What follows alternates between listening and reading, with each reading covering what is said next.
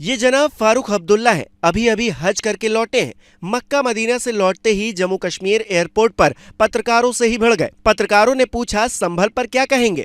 संसद 4 दिन में सिर्फ 40 मिनट चली है। कहीं मुसलमानों पर बुलडोजर चल रहा है, कहीं हिंदू राष्ट्र की बात हो रही है। ये सब सुनते ही अब्दुल्ला बिदक गए और मोदी योगी से भारी डिमांड कर डाली। लेकिन वो बताएं उससे पहले सुनिए 25 करोड़ मुसलमानों को समंदर में फेंकने की बात वो क्यों कहने लगे। जो मुसलमान को समंदर में नहीं फेंक सकते, 24 करोड़ मुसलमानों कहाँ फेंक, इसलिए मुसलमानों के साथ भी बराबर का सलूक कीजिए। यही बात अगर 90 के दशक में कश्मीरी पंडितों के लिए इन्होंने कही होती तो शायद इसका सही इम्पैक्ट जाता। जो यहाँ का है वो तो यहीं रहेगा। अब्दुल्ला साहब की ये जुबान बांग्लादेश में हिंदुओं पर हो रहे अत्याचार पर क्यों नहीं खुलती? महबूबा मुफ्ती तो इनसे भी एक कदम आगे निकलकर संभल जैसी घटनाओं पर कहती हैं, उनमें और हम में फर्क ही क्या रह जाएगा। मतलब ये खुलकर बांग्लादेश के हालात से हिंदुस्तान की तुलना करती हैं, जबकि पूरी दुनिया जानती है कि भारत जैसा धर्मनिरपेक्ष राष्ट्र दुनिया में कहीं और नहीं है। बात सियासत पर टिकी हो तो भले चुप रहिए, लेकिन बात देश पर आ जाए तो जुबान खुलनी चाहिए। अब्दुल्ला साहब की बात बेलाग लपेट के बिल्कुल सही है। और बेटे उमर अब्दुल्ला जब सूबे के मुख्यमंत्री हैं तो पिता फिर ऐसी बातें करे भी तो क्यों ना। वोट बैंक की फसल जो काटनी है, पर अब्दुल्ला साहब ये तस्वीरें जरा ध्यान से देखिए।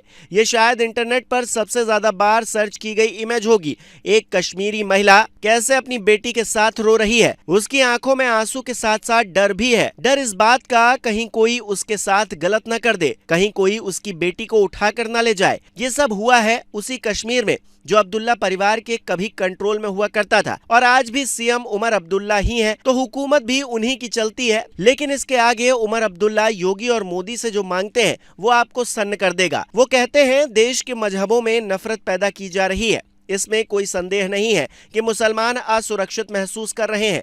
मैं भारत सरकार से धार्मिक स्थलों के सर्वे की मांगों और अन्य चीजों को रोकने के लिए कहूंगा। मैंने अल्लाह से मुसीबतों से छुटकारा पाने और भाईचारा बनाए रखने की दुआ की है।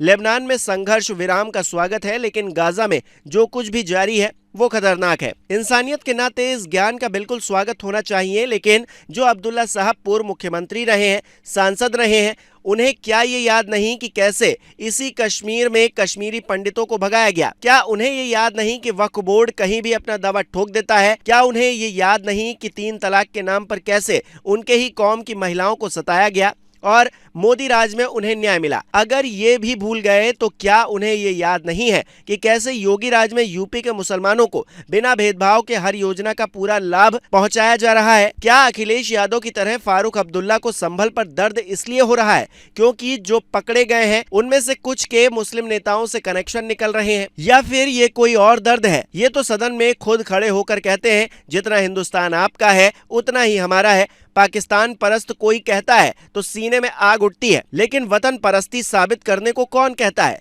बल्कि आपकी बातें बयां करती हैं जब भी भारत पीओके लेने की बात करता है।